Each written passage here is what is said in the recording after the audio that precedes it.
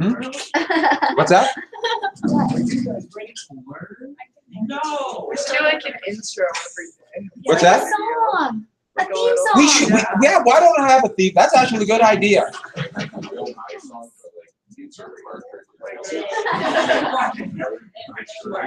Petroleum-based cheese balls. All right. So just to review very quickly. Just to review. So democracy. What was that word? We talk about the development of Jacksonian democracy. What was the thing about power? So now the people believe they have power. What was that word for power? Sovereignty. Yeah, sovereignty. And what was the giving of government jobs to political allies?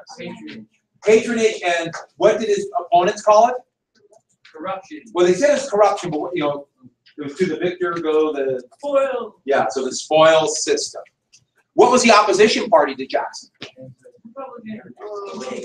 Whigs. The Whigs. And who made up the Whigs? So it's always going to be a minority party. Yeah, the big plantation owners, they feared democracy. What do they call democracy? Mob Mobocracy, but now they're called because of like King numbers. King Numbers and King Mob.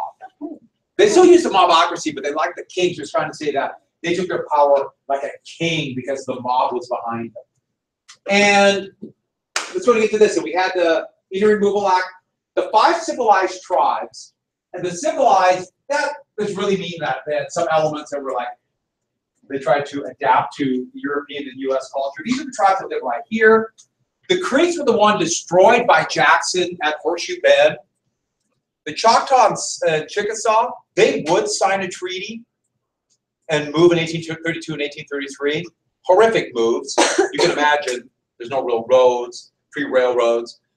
The Seminoles, they fought.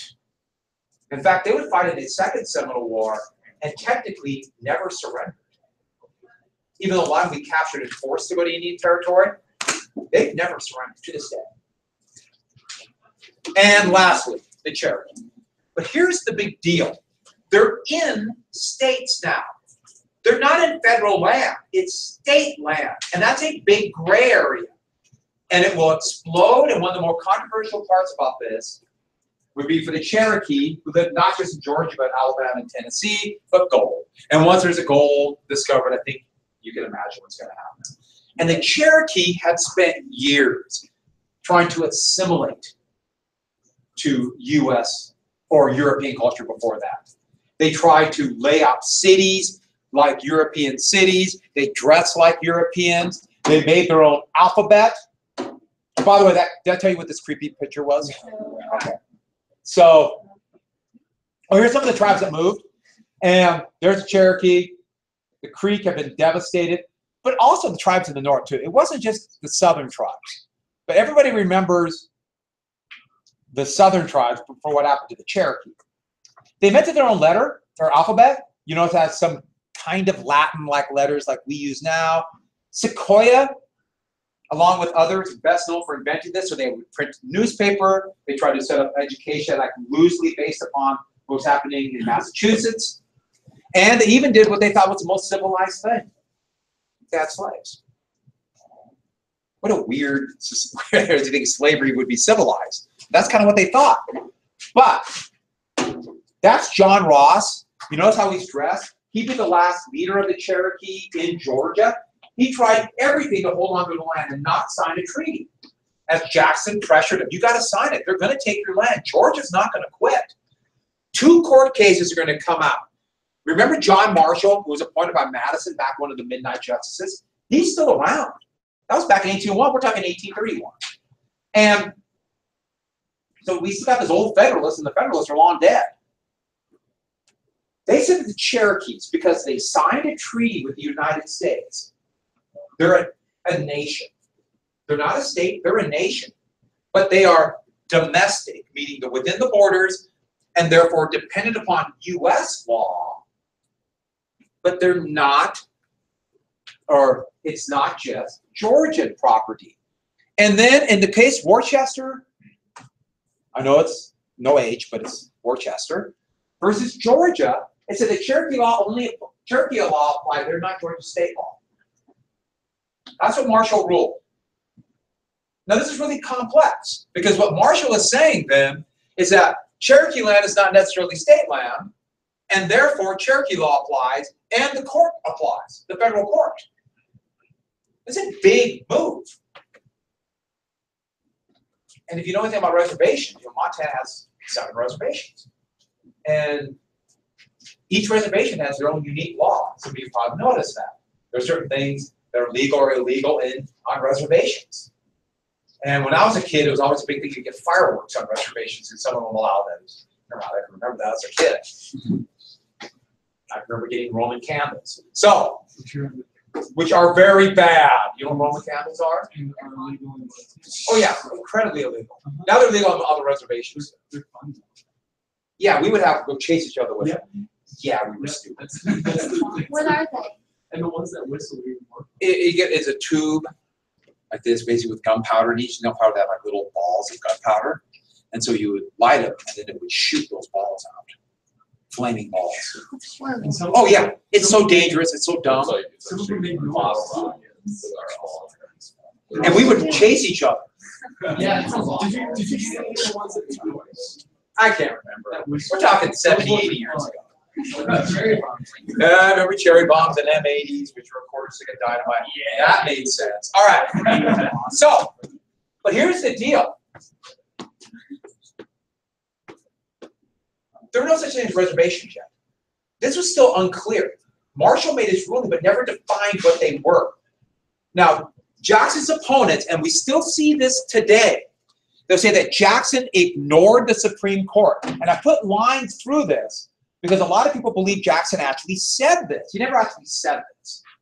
But the federal government is supposed to enforce Supreme Court laws, and it implied that Jackson ignored it.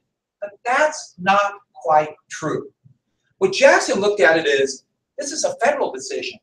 Federal government does not yet apply to states. Remember, the Bill of Rights don't apply to the states and would not apply till 1867. And if this is federal, how can Marshall have authority over the states? And the reason I'm saying this is because people have looked back and said that Jackson was acting like a king. And he didn't like what the court did, so he's going to just, by royal decree, do what he wanted. And that meant kicking people out of their land. No. Jackson saw it as Marshall was acting like a king here by telling the states what to do. Now, I am not defending in removal. That's one of the great American tragedies. But it's significantly more nuanced than simply just saying that Jackson was acting like a king or a tyrant or a bloodthirsty maniac. Yes. John Ross. John Ross was the last leader of the Cherokees in Georgia. Remember, John Marshall was Chief Justice of the Supreme Court? He was one picked back by Madison back in 1831. Now, one thing else, yeah, 1801. That came back in 1801. Thank you. Let's say 18031. No, 1831. I'm about 18031. So. I was using 1831 up there. Yeah, it must have been stuck in my head. And one more thing I have to add. I think I said this yesterday before the bell rang. Jackson always justified it because he said, if the people who live there and here, we're talking now here, if they're not moved, what's the United States going to do to them? They're going to kill them all. And he had proof. That's what happened here. They killed them all.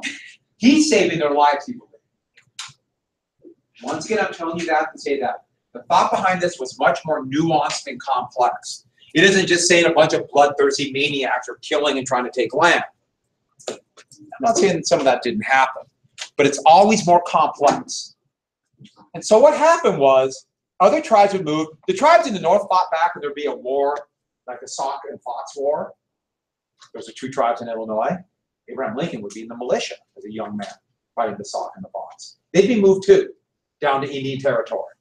But it took a few years. The Cherokee kept their land and tried. They signed a treaty. They finally signed a treaty. Ross felt he had no choice in 1835, but it'd be 3 years till the state forced them out. And the state passed a bunch of laws, basically just saying, we're going to keep passing laws to make your life miserable for you. That's basically what happened. And In 1838, 1839, that's where we get the Trail of Tears. Huh? Yeah. The states moved them anyways. It was really complex. It wasn't so much the federal government moving as the states moved them. Now, the Army, under the Indian Removal Act, was supposed to set up food, supplies, and shelter for the trip over. But the Cherokees, they tried so hard to keep their land. And when Georgia finally forced them out, it was the winter, going into the winter of 38. And the Army was not prepared. And that's where we get the Trail of Tears. The Army was totally ill-prepared, partially out of just incompetence, just incompetence, but also out of just criminal negligence. They didn't try. And so there was never enough food or shelter. And this is a very stylized painting of the Cherokee, but a third died on the route. It was awful. The other moves were terrible too, but this would be the worst. That's what people remembered. And Jackson had been out of office for 3 years when this happened. So it wasn't his War Department, but it's just incompetence and criminal negligence. That's really the only way to describe it. Martin Van Buren. And so with that, I should add one more thing. And so what is now going to be Oklahoma, you have these tribes that are forced from this area to here, living right here. The biggest tribes are southwestern or southeast, the old Southwest tribes. When the Civil War began, they joined one of the sides. Why?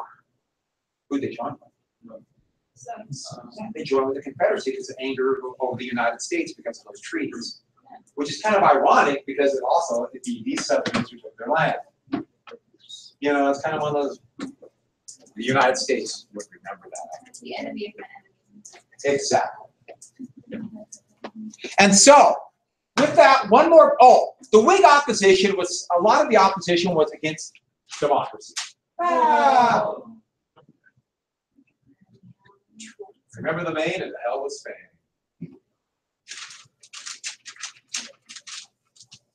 Stay. Huh? What does that mean? Oh, you'll find out. Huh? Probably the end of July or January. Yeah. Okay. This is supposed to be Jackson riding to Washington with the devil leading the way. This is a drunken guy saying on Columbia. It's in the Bible.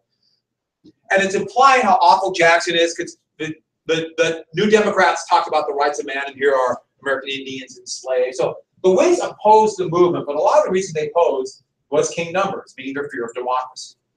But they were fearful of, if they open up this land, there'd be a bunch of new settlers. They were really scared, the Whigs, that all these industrial workers who lived here would buy cheap land here now, and two things would come out of this. First off, what party would they become once they moved out here?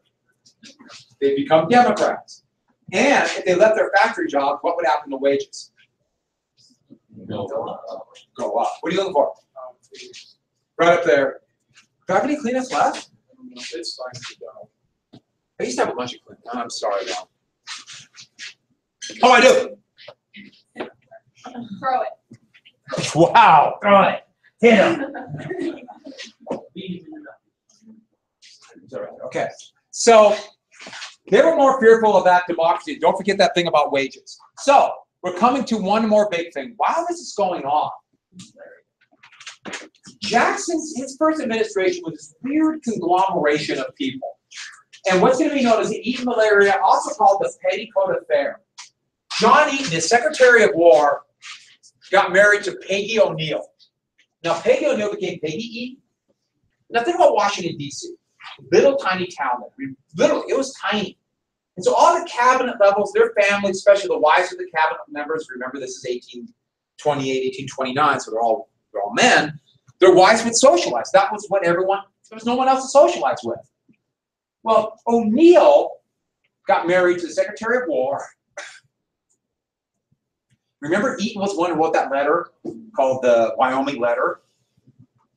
The one who I erased it, we saw in the video that say Jackson, we should allow people of common birth. Well, O'Neill worked in a tavern. I think we know what that means. Low with loafers, a commoner, a hick, a yokel, and not only that, if a woman works in a tavern, especially in 1829, she must be a what? Prostitute. No, she's a prostitute. She's gotta be. Now, of course, no. But that's what they said. And a lot of the wives of the cabinet members and even would not invite her to their functions, and there was really the only people there. Or even the family members would invite them to parties, and Jackson was furious at this soon-to-be known as the Petticoat Affair. This reminded Jackson of what? Of his wife. And he was furious, and he stood behind Eden. Yes.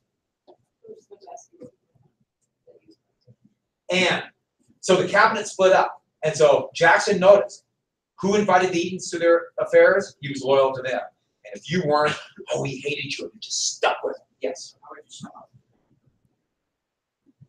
How would I sum it up?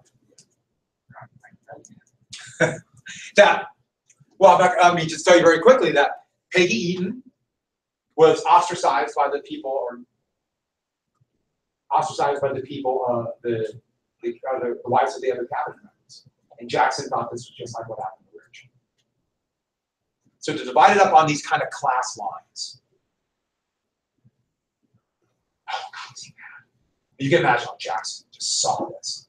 And so those who went near Jackson became his closest allies. And those who ostracized the Edens, nobody was more rude to Peggy. Oh, this is an anti-Jackson cartoon. It's showing Peggy Eden doing like a seductive dance for Jackson.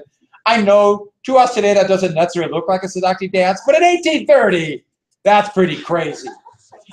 So it's implying that she is a prostitute or something like that.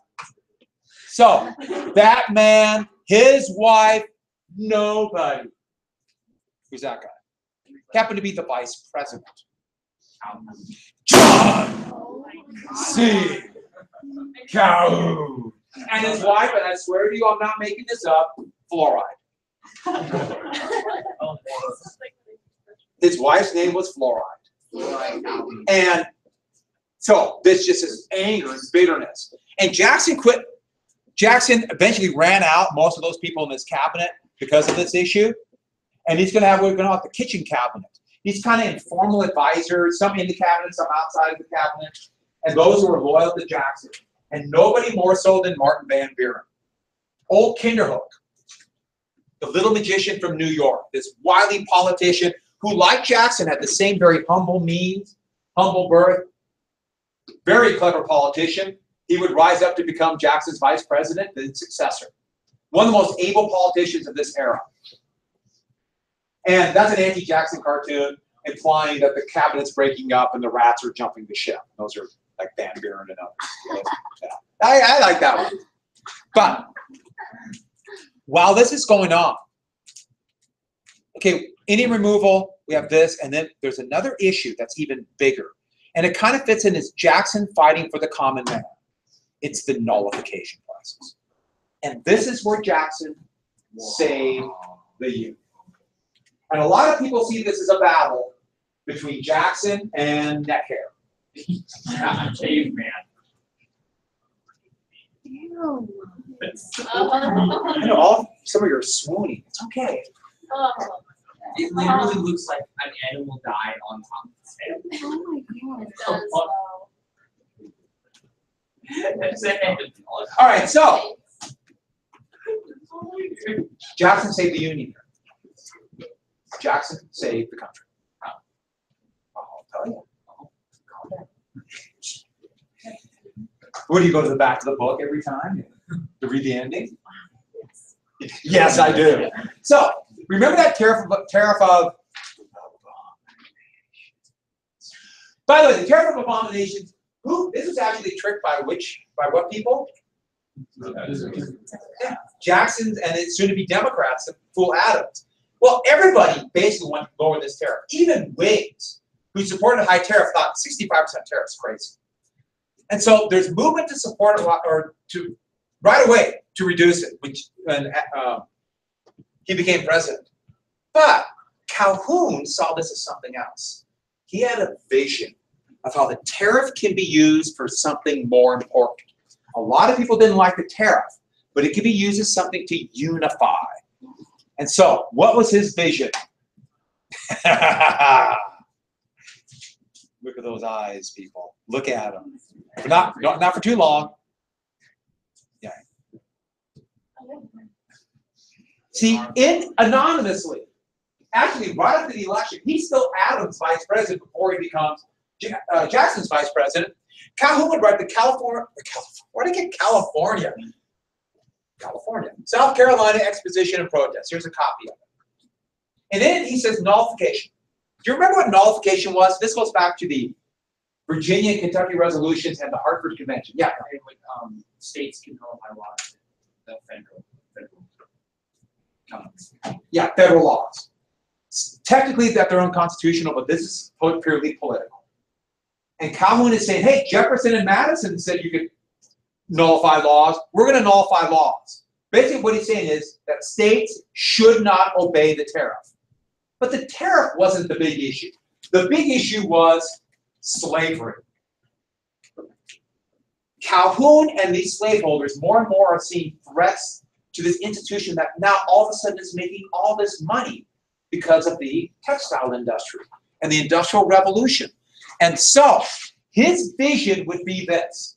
Oh, it was anonymous, but everybody knew it was Calhoun. Because they just are there. You have a problem with arrows?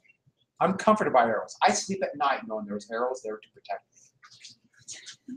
Okay. You don't understand? I meant to put that as would flash in. For some reason they stayed, and I thought it was kind of funny, so I left it. So, first off, the South has no industry to protect. And if you raise the prices of textiles, they won't need as much cotton. So he saw this as a direct attack. We don't need this. This is just for what section of the country?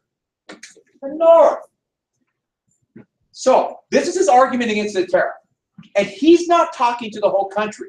He's talking to southern slave states. Okay, this is why we don't like the tariff. We don't have industry. Secondly, and more important, all prices go up and the money will go to the North.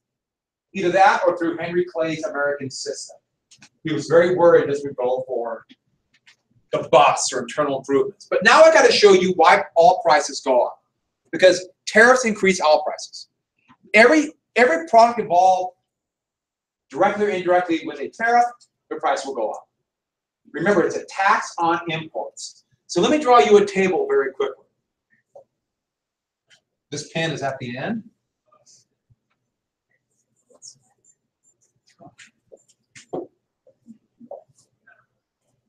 Good, huh? Yes.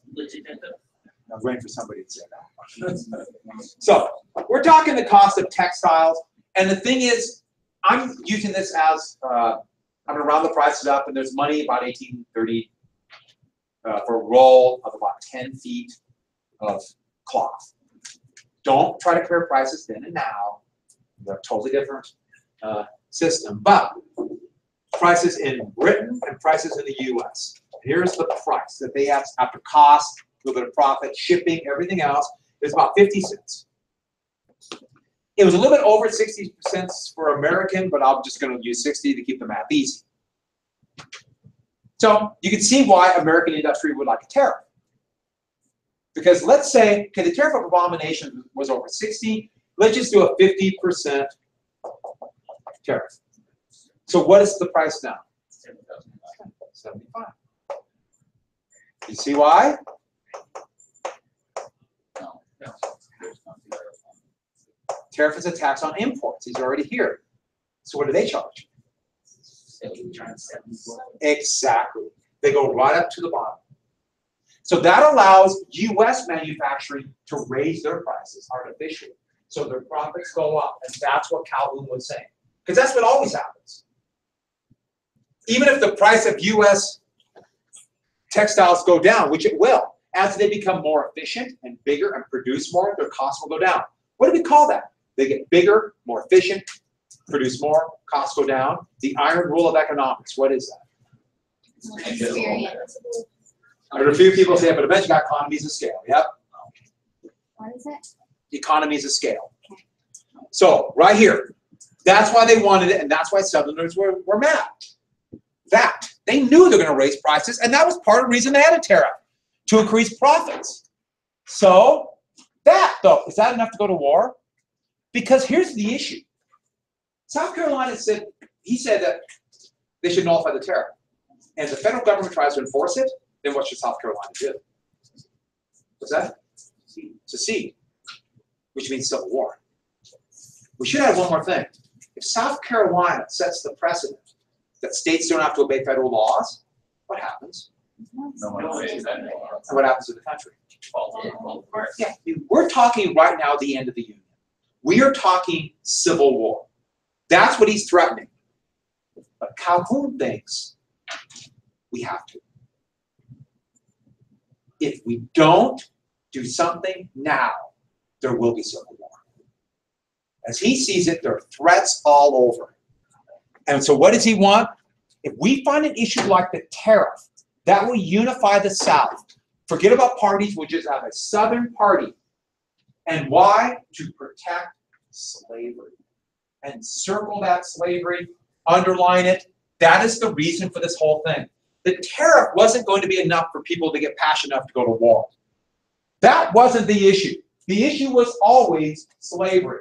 You are going to have to address this on a short ID on your test on Tuesday. And you must talk about slavery. Everyone hear what I said? If you do not show how this ties into slavery, you will get no credit for that question. I don't care what else you want. Yeah, no. Now that seems a little bit arbitrary, but I'm telling you in advance, right? Because it's really important. Yeah. What if we use words that are close to slavery? Roll the die, see what happens.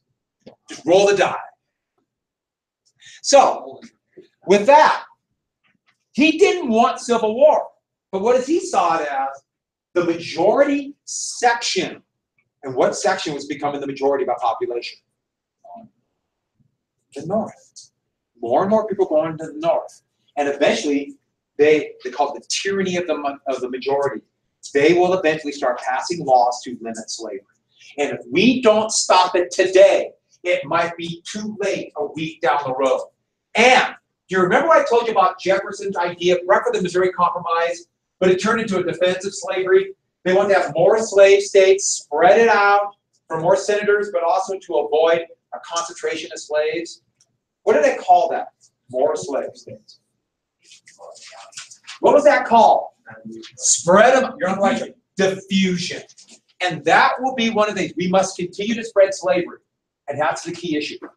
The fight is not going to be the slave states that exist. The fight's going to be, are we going to have new slave states? Everyone hear what I said? It's going to be the term they'll use, slavery in the territories. That's the issue. And Calhoun is like, if we don't get more slave states and more power and unify, eventually the North will do something that will force us to civil war. But boy, isn't that a pretty big deal? We threatened civil war over this. How do you go back?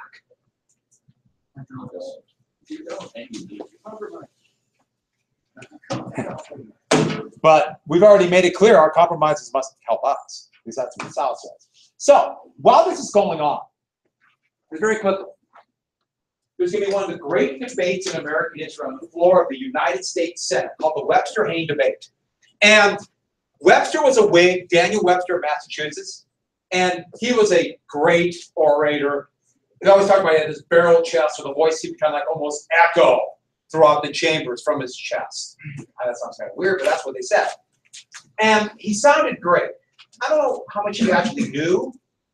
A lot of times people sound really good, very, very smooth and sound, intelligent. It doesn't mean they're smart or right.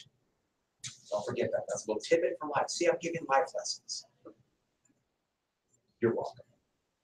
But Webster is opposed to what's called the Foote Amendment. The Foote Amendment was to make federal land in the West cheaper. Remember, he's a Whig. He's worried about factory workers leaving. Hayne, Robert Hayne, was from South Carolina, a protege of, anybody want to guess? Calhoun, yes. And he, well, by 1830, everyone's talking tariff now. Tariff, tariff, tariff. But everybody knows when you talk about tariff, what are you really talking about? The spread of slavery. So Hayne, yes, it would make land in the West cheap. And Webster is scared about factory workers leaving. But Hayne's trying to get allies in the West. But he turns this from an argument about land to tariff and liberty. And Webster got up and gave maybe his greatest speech. And he equated this talk about tariff and nullification will destroy the Union. Destroy what made the United States great, was values of the Declaration of Independence. And finished it with our Union and liberty, now and forever, one and inseparable. You're not going to have liberty for people if you get rid of the Union.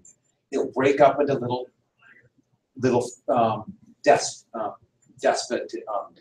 despotic states. The word was gone. But I really wanted to say despot. So, great speech. And the Foot Amendment didn't pass, but everyone's talking nullification, nullification. Well, the Democrats started having a dinner for Jefferson. Remember, Jefferson died 4 years earlier. On what day? Now, today, the dinner for the Democrats, kind of the big dinner for Democrats across the country, is the Jefferson-Jackson dinner. And for the Republicans, anybody know? Lincoln Reagan. It's kind of funny because Lincoln and Reagan were actually ideologically they're polar opposites. But then again, I mean, parties have changed and evolved. In a lot of ways close. At least they both talked about the common man. I know. They have one common. And Jackson had to give it a toast. And he stood up, looked across the table, and there's Calhoun. He hates Calhoun. This rich, entitled person who became wealthy not because of hard work like Jackson, became rich because he was yeah. He didn't work for it. Inheritance? What made him special? He thought he was special by luck of birth, and Jackson had to work for it from nothing. He just hated Calhoun. Hated that rich, entitled aristocracy. And then to eat malaria. And now threatening civil war, and he stood up and looked at his vice president. Glared. And said, our federal union, it shall be preserved. And they just glared at him. And everybody knew exactly what he's talking about. I will personally lead an army down and hang every traitor that talks nullification. Calhoun stood up and responded with, our union, next to our liberty, the most dear. What is he saying there? Yeah, I don't know. Our liberty. Union's important, but what's that? And the liberty to do what? Yeah, the liberty to have slaves, which kind of throws the whole term upside down. By the way, Calhoun would resign soon afterwards. Be the first vice president in American history to resign. One other vice president would resign. Anybody know who? It was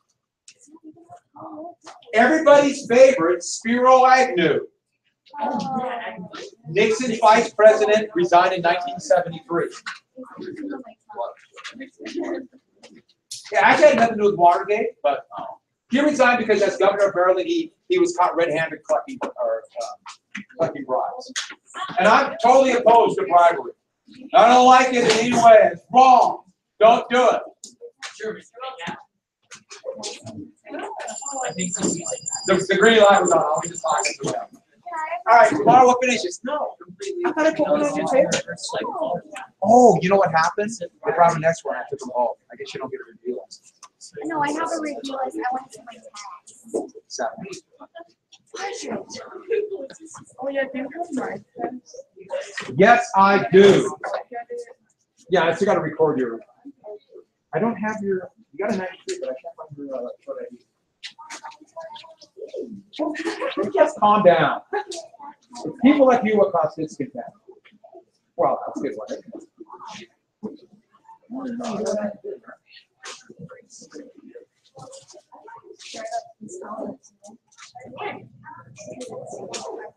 Actually, no, you only missed one on the short IDs. Yeah. Minus one. And Or even others. that's Jamie's. If you're right. That's when they should. You missed one on short IDs and 7 on the two guys. 92. And I was like, you should. I can't find it. Yes. It's not. I don't have to let you go out. That's good. Oh, that's 76. It's actually That's not on the short ID. Wait, why is it so cold right here? I know it. I saw yours. I'm also looking at my I'm not so bad at setting things down.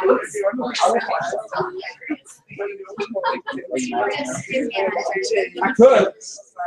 No. You should. No, you did well. Oh, thanks. How do you Oh yeah. To your people, your audience. We have a quiz today. No test.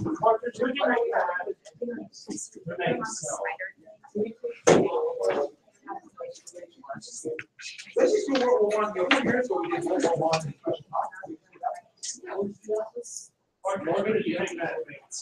What's wrong with snow? I don't have a weather machine. I can't control the weather. Yeah. There's a radio guy named Alex Jones who claims that Obama had a weather machine. Oh, really? Oh, I heard that. That was. Turn into frosting?